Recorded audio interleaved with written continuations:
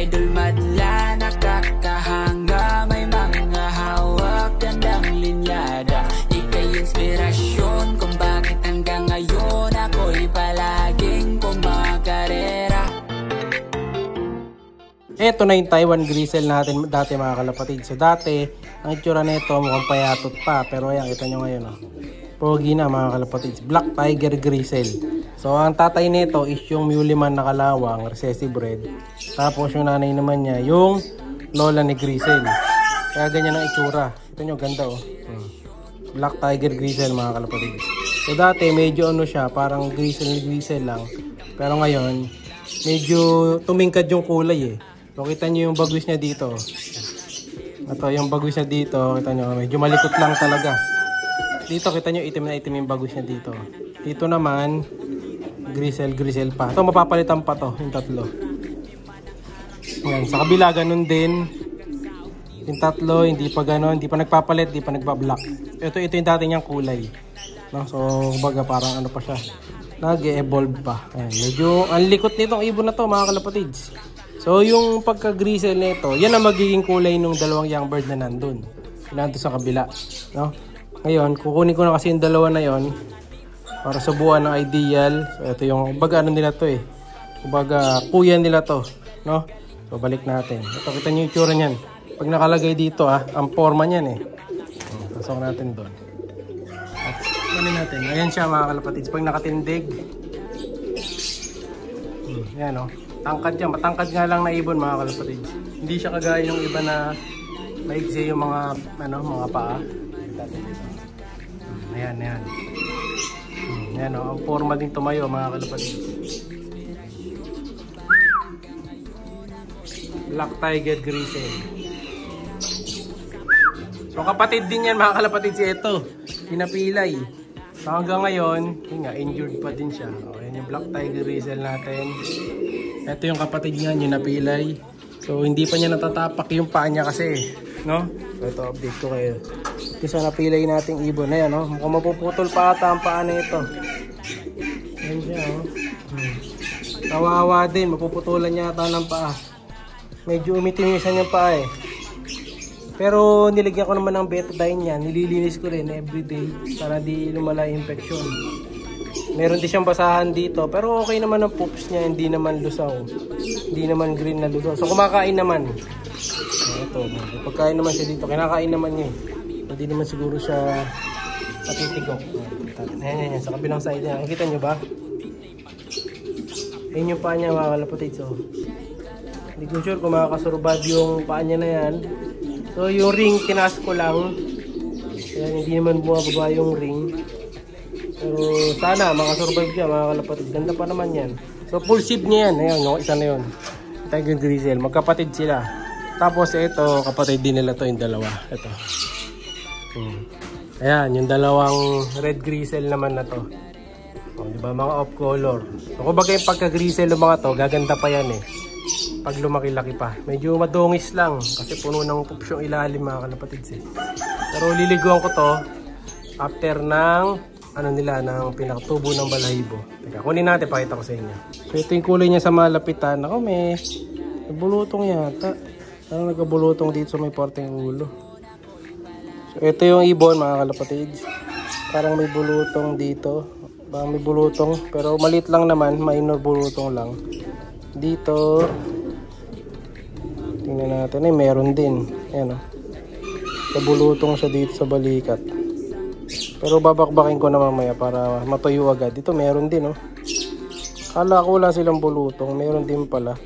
So tatanggalin natin yan. Tutuklapin ko mamaya para gumaling agad. No? So ito ibon. Okay naman yung ibon. Gandang kulay, oh. Ito, may bulutong nga lang sa may balikat. Pero tatanggalin na lang natin. Ayan sila.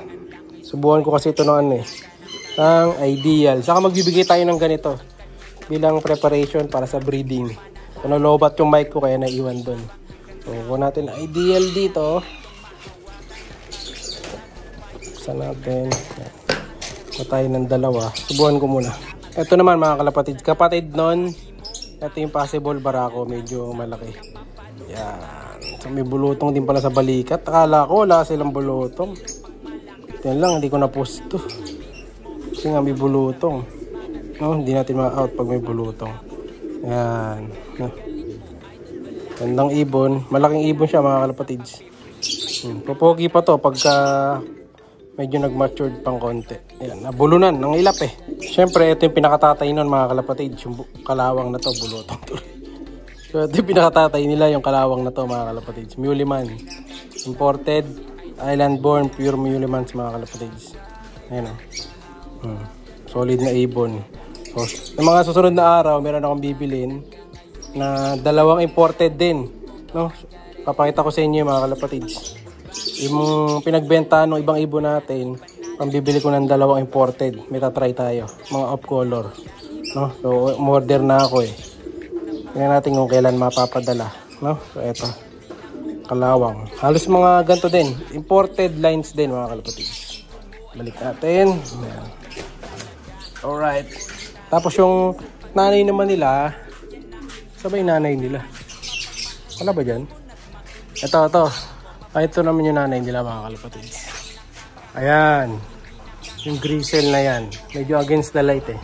Hindi natin mapapakita. So, purong mga off-color. So, yun. Yung grisel na yun, syempre, available pa. Itlog na naman yata yung asawa niya. Oo, itlog na. Itlog si kalawang mga kalapatids. Pababa ang ano niya, puwetan niya yan, no?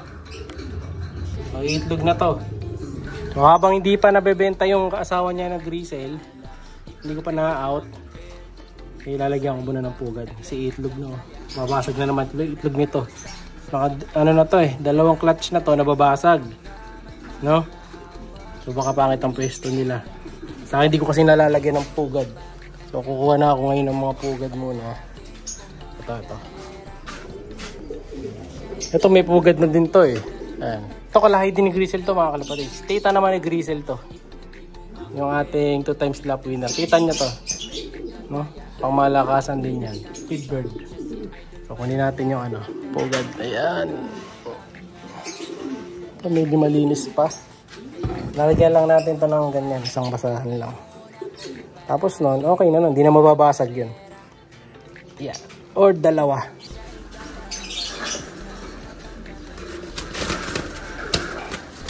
Alright. Ayan, nakita nyo, nalagyan na natin ng pugad ha. Sana di mabasag yung itlog niyan. So, pwede ko pamigay yung itlog niyan kapag may nakakuha na ng grisel. No? Sasama ko na lang yung itlog doon sa kukuha ng grisel. So, dito pala, ito babaklasin naman natin. Alisan na natin ang pares tong isa. Ito. Yan. Yung speedbird natin na blue bar. Break na to mga kalapatids. Ayan o. Tanggalan na natin ng kapares. Ano ba ito? Basta ang ilong mo. Yan, uminom. Lugunding kasi, kita nyo yung bagwis niya, ubos oh. So, 1, 2, 3, 4, 5, 6, 7, 8, 8 lang. Saka magalas yung katawan. So, hindi rin magagamit sa pag-breed. Pangit ang iitlog nito. Speedbird to mga kalapatids, kapatid nila Kobe. Kaya maliit ang katawan. So, tatabi muna natin to para mapahinga. Siyempre, bigyan din natin ng ideal. So, basta umukot ako ng ibon dito, matik. Alisin natin yung ideal. Ayan.